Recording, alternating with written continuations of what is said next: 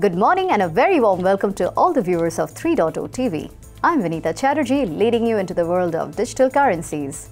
Crypto TV has rebranded itself as 3.0 TV to provide an all-round update to viewers and help broaden the understanding of the evolving digital segment, including cryptocurrencies, blockchain projects, Metaverse, non-fungible tokens, cybersecurity and several other related issues.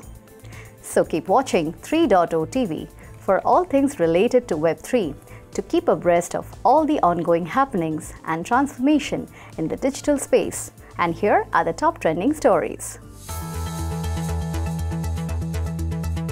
Cryptocurrencies consolidate. Bitcoin steady near $21,500 after Rout. SEC Chair Gensler calls for crypto regulations. Ronin bridge attackers who fled with $625 million move funds to Bitcoin. BingX increases global workforce despite crypto winter. Uniswap has blocked 253 crypto addresses related to stolen funds or sanctions. FTX generated over $1 billion in revenue in 2021. Voyager customers say no to retention bonuses for employees of Bankrupt crypto lender. Liquidation fears mount as BAYC NFTs floor price drops. Hackers exploit zero-day bug to steal from General Bytes Bitcoin ATMs. Cryptocurrencies consolidated during Asian trades time on Monday, after facing a rout in the later part of the week, amid growing concerns over surging global inflation, which could force central banks across the world, including the Federal Reserve, to continue with its aggressive monetary tightening policy. Bitcoin steadied near $21,500. US stock futures traded lower after a rally stalled last week as fears of aggressive interest rate hikes returned. Dow Jones Industrial Average futures slid 0.28%, while the S&P 500 and Nasdaq 100 futures dipped 0.35% and 0.53% respectively. US stocks closed down 1.29%, with the Dow Jones closing 0.86% lower and the tech-heavy Nasdaq Composite dropping 2.01%. Investors will this week nervously eye Fed Chair Jerome Powell's remarks, who is scheduled to speak at the Federal Reserve Bank of Kansas City's Economic Policy Symposium in Jackson Hole, Wyoming, next Saturday.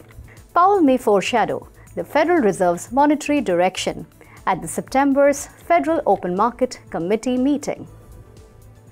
Traders will also eye an inflation update for July via the US PCE price index.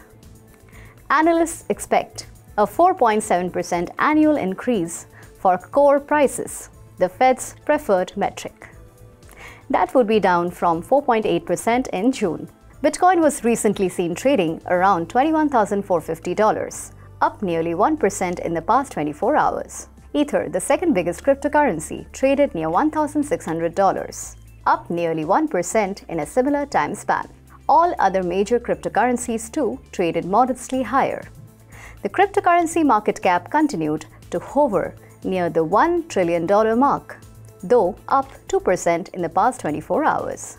US Securities and Exchange Commission Chair Gary Gensler, in a weekend opinion article published in the Wall Street Journal, renewed his call for crypto firms to comply with securities law.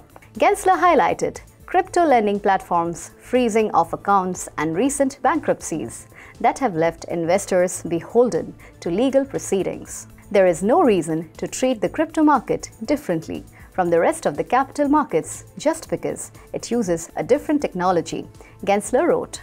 It doesn't matter what kind of asset an investor puts to a crypto app, cash, gold, Bitcoin, chinchillas, or anything else. It's what the crypto platform does that determines what protections are provided by the law, he argued. The funds from the $625 million Ronin attack have been traced to the Bitcoin network by Byte Zero, According to the 2022 Mid-Year Blockchain Security and AML Analysis Report, the vast majority of the Ronin hack funds were deposited into Tornado Cash. The US Treasury sanctioned Tornado Cash for national security reasons. The stolen Ethereum was deposited at Huobi, FTX, and Crypto.com. $20.72 million was withdrawn from exchanges consistent with sanctioned releases by the Treasury that mention over $20.5 million from Tornado Cash. Hackers moved funds using 1inch and Uniswap to RenBTC. This is the point where funds were bridged over to the Bitcoin network. Stolen funds, when converted to BTC, can be distributed and disposed of more efficiently in theory. However, investigators are following every move of Ronin attackers and sharing it with the community. Despite the current market downturn, BingX, the leading social trading exchange, is actively hiring for roles across its offices, with more than 200 positions looking to be filled globally. For BingX, it has been steady growth and progress despite market volatility. The overall market sentiments have not deterred them from enhancing its offerings and ensuring the ever-changing needs of its users are met. In fact, BingX, which has more than 3 million users worldwide, is one of the first cryptocurrency exchanges to provide a USDC futures. Decentralized exchange Uniswap has blocked 253 crypto addresses in its 4 months of working with blockchain analytics firm TRM Labs. It was the first time Uniswap had revealed data on wallet blacklisting. The addresses were mostly blocked due to connections with stolen funds or transactions mixing services like Tornado Cash, which the US Treasury recently sanctioned. Uniswap initially blocked addresses that were indirectly related to sanctioned addresses, but has since reduced this. It now only blocks addresses that have been sanctioned or have directly received hacked or stolen funds. According to a new report from CNBC, crypto exchange FTX generated more than $1 billion in 2021 revenue after making only $90 million the year before. According to the report, which cites internal documents, the growth was driven by its global trading business. FTX raised its operation income from $14 million in 2021 to $272 million last year, and its net income rose from $388 million to $17 million in the same time period. FTX generated $270 million in revenue in the first quarter of 2022 and was on track to generate $1.1 billion this year. CNBC reported that it is not clear how the market fall from earlier this year affected the company. The creditors of the crypto lender Voyager Digital don't think the company needs to pay employees retention awards, according to a new legal filing shared late Friday. Voyager requested that a federal judge approve $1.9 million of its funds for a key employee retention plan, KERP, meaning bonuses to 38 employees that the company claimed were vital to its continued operation and restructuring. Voyager is currently undergoing bankruptcy proceedings in the U.S. Bankruptcy Court for the Southern District of New York. The Official Committee of Unsecured Creditors, a group of Voyager customers, objected, saying Voyager's employees are already well compensated and arguing that the company has otherwise done little to reduce costs.